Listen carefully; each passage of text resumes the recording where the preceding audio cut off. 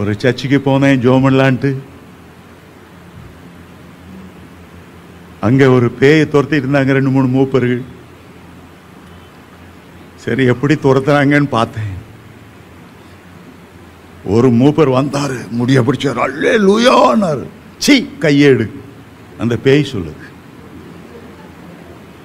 உன் பெட்டிக்குள்ள ஆஃபீஸில் திருடின உயர் அவ்வளோத்தையும் வச்சுக்கிட்டு அப்பாலே பாசா தானே ஒரே அறையை அரைஞ்சிருவேன், மரியாதை ஓடிடு.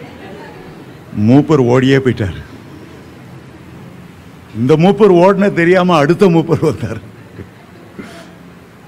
அந்த பேய எச்சி நாயை உன்னை செருப்பால் அடிக்கணும் அப்படின்னு சொன்னார் அந்த மூப்பர். அந்த பேய் சொன்னது, உன் இடுப்பில் இருக்கிற அந்த பொடி மட்டையை முதல்ல வெளியே தூக்கி போடு. அல்லேலுயாவா? அல்லேலுயா பரலோகத்தில் எப்படி அல்லேலுயா கேட்க தெரியுமா? பொடி மட்டை, உனக்கு என்ன அல்லேலுயா வேண்டி கிடக்கு. சாத்தா வந்து எல்லாத்தையும் பார்த்துட்டு இருக்கான், ஆண்டவரும் பார்த்துட்டு இருக்கார், உன் மனசாட்சியும் பார்த்துட்டு இருக்கு.